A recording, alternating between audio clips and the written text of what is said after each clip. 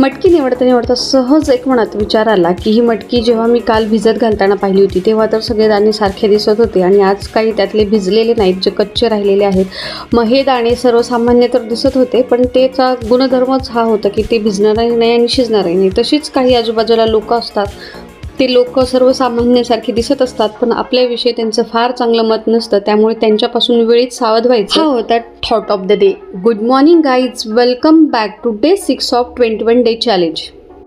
आज मस्त अशी स्लो मॉर्निंग सुरू केलेली आहे. सगळ्यात आधी दूध आलं, त्यानंतर मला नाश्त्याची तयारी करायची होती. तर आज मी नाश्त्यामध्ये पोहे प्लस कट म्हणजे तर्री पोहे देखील काही ठिकाणी याला म्हणतात, ते केलं होतं. आणि खूप थंडी वाजते आहे, त्यामुळे आम्ही गच्चीवरच नाश्ता करायचं ठरवलं. मग निवांत नाश्ता केला आणि त्यानंतर मग डस्टिंग, घराची क्लिनिंग, आवरणं वगैरे हे केलं. मग राघव तर पोहे खात नाही, त्यामुळे त्याच्यासाठी देखील मस्त असा शिरा बनवला आणि नंतर मग परत घर वगैरे स्वच्छ करून घेतलं. आता हे स्वच्छ केलेलं घर तोपर्यंत स्वच्छ राहतं जोपर्यंत मुलं गच्चीत खेळतात. म्हणजे हा टेरेस फ्लॅट आहे आणि टेरेसवर मुलं खेळतात तोपर्यंत घरात काही कचरा होत नाही.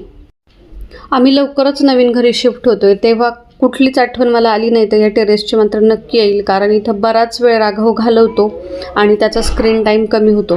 त्यानंतर मस्त असा चहा घेतला. तर चहा कशासाठी घेतला नाश्ता झाल्यावर, कारण मला हे किचन आवरायचं होतं. एवढी सारी भांडी होती, हे सगळं आवरायचं आहे. त्याच्या आधी म्हटलं थोडासा चहा घेऊन फ्रेश होऊया. आय थिंक डे 2लाच मी तुम्हाला अपडेट दिलं होतं की माझ्या डोळ्यात बंदुकीची ठिणगी उडाली आणि नंतर आम्ही डॉक्टरांकडे गेलो. त्यानंतर मी तुम्हाला काहीच त्याबद्दल अपडेट दिलं नाही. तर डॉक्टरांनी मला 3 ड्रॉप्स दिले होते, सोबत टॅबलेट देखील दिली होती. दिवसातून 3 वेळा हे घालायचं म्हटल्यावर हे तर कंटाळून गेले आणि म्हणून मग मी स्वतःचं घालून घेतलं. कधी कधी गोष्टी खूप छोट्या वाटत असल्या तरी त्याचा खूप जास्त इम्पॅक्ट आपल्यावर होत असतो. तसंच डोळ्याच्या बाबतीत माझ्यासोबत झालं. अजून एक गोष्ट म्हणजे मला तुम्हाला सगळ्यांना थँक्यू म्हणायचं होतं, कारण मी फक्त 6 दिवस झाले, आज 6वा दिवस आहे आपल्या मिनी ब्लॉगचा आणि चांगला रिस्पॉन्स येतोय. प्लस हे मी यूट्यूबला देखील पोस्ट करत असते आणि यूट्यूबला ज्यांना कोणाला माहीत नसेल तर यूट्यूब चॅनल आपलं ऑलरेडी 2 वर्षापूर्वी मॉनिटाईज झालेलं आहे.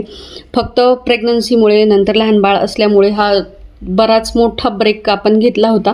तर आता कंटिन्यू आपण यूट्यूबवर पण मोठे व्हिडिओ टाकण्याचा देखील प्रयत्न करणार आहे. तर असाच सपोर्ट राहू द्या आणि thanks for everything. Keep supporting me. पुन्हा भेटूया उद्याच्या ब्लॉगमध्ये. Bye bye.